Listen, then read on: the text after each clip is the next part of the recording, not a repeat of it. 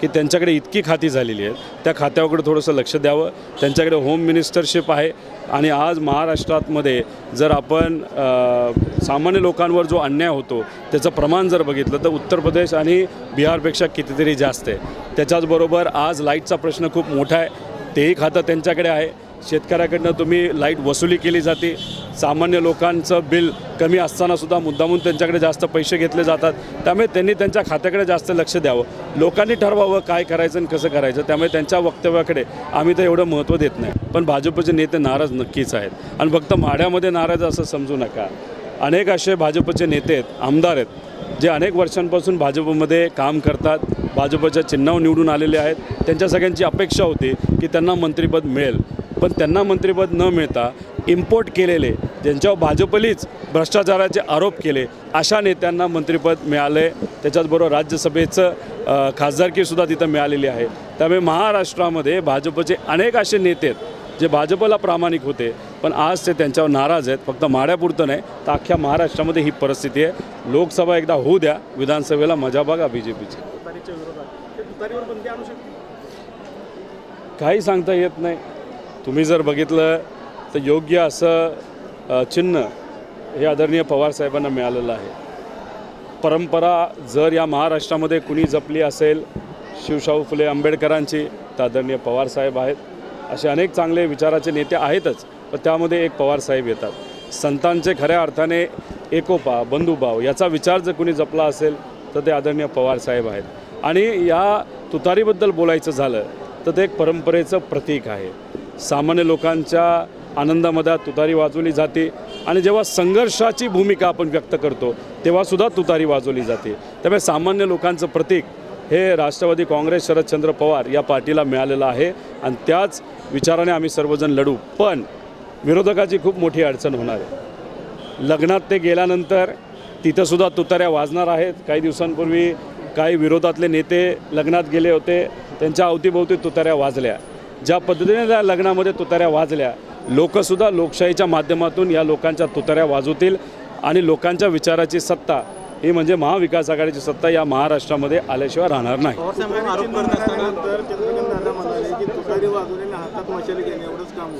कोण? चंद्रकांतदादा पाटील काय म्हणाले? चंद्रकांतदादा पाटलांनी थोर व्यक्तींवर काय काय गुणगान गायलेत हे आपल्या सर्वांना माहिती आहे. मोठे नेते आहेत, त्यांचा आदर आहे, पण ज्या पद्धतीने मोठ्या मोठ्या महापुरुषांवर ते बोलले, डॉक्टर बाबासाहेब आंबेडकर असतील, कर्मवीर भाऊराव अण्णा असतील, अतिशय खालच्या पातळीवर जाऊन ते बोलले.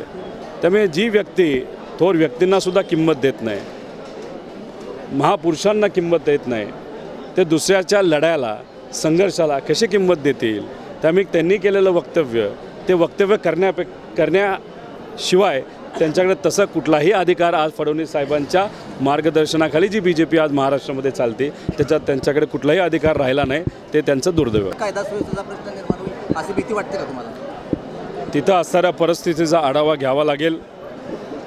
आज शिरोमणी सावता महाराजांचं दर्शन घेऊन इथं पंढरपूरला विठोबरायाचं दर्शन घेण्यासाठी आम्ही सर्वजण आलो आहोत. जे आज महाराष्ट्रामध्ये चाललं आहे त्याबद्दलचा अंदाज माझ्यासारख्याला आत्ता तरी नाही. मी एवढंच तुम्हाला सांगतो, 2014 नंतर देवेंद्र फडणवीस साहेब जेव्हा महाराष्ट्राचे मुख्यमंत्री झाले त्या दिवसापासून आजपर्यंत एकता समानता या महाराष्ट्रातून नष्ट करण्याचा प्रयत्न त्यांनी केला व भाजपली केला. जातीवाद धर्मवाद मोठ्या प्रमाणात गेल्या काही वर्षांमध्ये वाढलेला आपण सर्वांनी बघितलेला आहे. सामान्य लोकांचे महत्त्वपूर्ण असणारे विषय हे बाजूला राहतात. शेतकरी हा अडचणीतच चालला आहे, गरीब हा गरीबच होत चाललेला आहे. अशा परिस्थितीमध्ये हाताला काम आणि पोटाला अन्न याच्यावर चर्चा करण्यापेक्षा वादावर जास्त चर्चा केली जाते.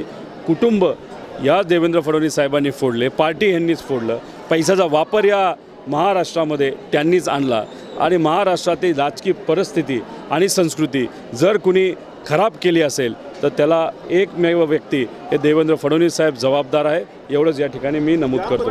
तुम्ही आता आरोप केले तेच आरोप जरांगे पाटील देखील आज केले होते, त्यामुळे नितेश राणे म्हणतात की याच्या मागे पवार साहेबांचं तुतारी वाजली असं तुम्ही नितेश राणेंच्याबद्दल बोलायचं झालं तर ते सेलिब्रिटी नेता आहेत, मोठ्या नेत्याचा तो मुलगा आहे, आमदार आहेत. जे पोलिसांची कधीही किंमत करत नाही, सामान्य लोकांची किंमत करत नाहीत, त्यांना पद बैल, त्यांना मंत्रिपद लवकरात लवकर मिळावं यासाठी त्यांच्या नेत्याची बाजू ते करत आहेत. अनेक पक्ष त्यांनी बदललेले आहेत, त्यामुळे विचारसरणी हा विषय त्यांच्याकडे आपण बोलूनही फायदा नाही. ज्या व्यक्तीकडे विचारसरणीच नाही त्या व्यक्तीबद्दल आपण काय बोलणार आणि त्या व्यक्तीने केलेलं विधान त्याला किती महत्त्व द्यायचं.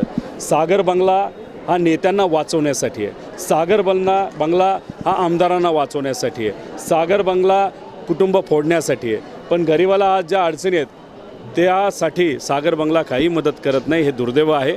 सामान्य लोकांच्या वतीने आपल्या सगळ्यांना लढावं लागेल, ज्याच्यासाठी आम्ही सर्वजण तयार आहोत. दादा, पवार कुटुंबात जो वाद चालू आहे त्यामुळे मोठे पवारसाहेब बारामतीचे निवडणुकीमध्ये गुंतून पडतील का अशी भीती निर्माण झाली, काय म्हणणार? आज पंढरपूरला श्री विठोबारायाच्या चरणी जे चिन्ह हे आदरणीय पवारसाहेबांच्या पाठीला मिळलेलं आहेत, म्हणजे तुतारी, त्या चिन्हाला विठोबारायाच्या चरणी अर्पण केलं, आशीर्वाद घेतला आणि इथं असलेल्या कार्यकर्ते आणि पदाधिकाऱ्यांशी संवाद साधला. खरं तर आज महाराष्ट्रामध्ये आपण जर बघितलं तर सत्तेत असणाऱ्या लोकांच्या मनामध्ये आणि वागण्यामध्ये अहंकार वाढलेला आहे. शेतकरी, युवा, महिला, महाराष्ट्राच्या हिताचे अनेक प्रश्न हे प्रलंबित आहेत. हाताला काम, पोटाला अन्न याच्यावर चर्चा करण्यापेक्षा आज आपल्या या महाराष्ट्रामध्ये जातीवाद, धर्मवाद हा मोठ्या प्रमाणात केला जातो. त्याच्या विरोधात लढण्यासाठी राष्ट्रवादी काँग्रेस, शरदचंद्र पवार हे जे नवीन पक्षाचं नाव, तोच विचार, फक्त पक्ष नवीन, तसंच नवीन चिन्ह जे तुतारी आहे, या नवीन चिन्ह आणि या पक्षावर आम्ही सर्वजण या स्वार्थी तसंच अहंकारी सरकार भाजपचं आणि मित्रपक्षाचं जे महाराष्ट्रामध्ये आहे त्याच्या विरोधात आम्ही सर्वजण लढणार आहोत. तुम्ही जो प्रश्न विचारला याच्यावर मला एवढंच बोलायचं आहे, कदाचित तुम्ही पवारसाहेबांना ओळखलं नाही. सुप्रियाताई असतील आणि आमच्यासारखे जे लहान कार्यकर्ते आहेत, हे बारामतीत, म्हणजे बारामती लोकसभा मतदारसंघ आहे, तिथे असणाऱ्या सामान्य लोकांना विश्वासात घेऊन जे कार्यकर्ते आहेत, लाभार्थी नसतील, मलिदा गँग कदाचित त्याच्यात नसेल, पण सामान्य कुटुंबातल्या कार्यकर्त्यांना घेऊन आम्ही लढणार आणि फक्त लढण्यासाठी आम्ही लढणार नाही, तो विजय हा सुप्रियाताईंचाच होणार असा विश्वास या ठिकाणी व्यक्त करतो. बावनकुळे असे म्हणतात की छोटे पक्षांना संपवा, त्यांची माणसं भाजपमध्ये घ्या, कुठेतरी मग एक हुकुमशाहीकडे वाटतं असं वाटतं. नड्डा साहेबांनी हेच सांगितलं जे भाजपचे देशाचे प्रमुख आहेत. तसंच बावनकुळे साहेब जे राज्याचे अध्यक्ष आहेत भाजपचे, त्यांनीसुद्धा काय सांगितलं, छोटे मोठे पक्ष हे संपून टाका, भाजप एकमेव पक्ष राहिला पाहिजे. त्याचा अर्थ आता आपण हुकुमशाहीकडे जायला लागलेलो आहोत. म्हणजे 2024 नंतर संविधान या देशामध्ये राहणार नाही, लोकशाही या देशामध्ये राहणार नाही. दिल्लीच्या बॉर्डरवर ज्या पद्धतीने शेतकऱ्याला गॅसच्या धुराने मारलं जातं, गोळीबार केला जातो, तशाच पद्धतीने उद्या जाऊन बेरोजगार युवा, शेतकरी, कष्टकरी, ग्रामीण शहरी भागामध्ये राहणारे सामान्य लोक स्वतःच्या हितासाठी लढण्यासाठी जेव्हा जातील, जो आपल्या सर्वांचा संविधानाने दिलेला हक्क आहे, तेव्हा आपल्याला सगळ्यांना कुठेतरी दाबलं जाईल, आपला आवाज दाबण्याचा प्रयत्न केला जाईल.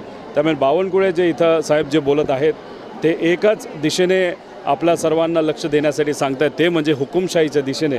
म्हणून मी आपल्या सर्वांना विनंती करतो, ज्याच्यामध्ये मीडिया पण आहेत, सामान्य लोकसुद्धा आहेत, मतदार आहेत, की हुकुमशाहीकडे जर आपल्याला जायचं नसेल तर भाजपला आपल्याला सत्तेतून बाहेर ठेवावं लागेल.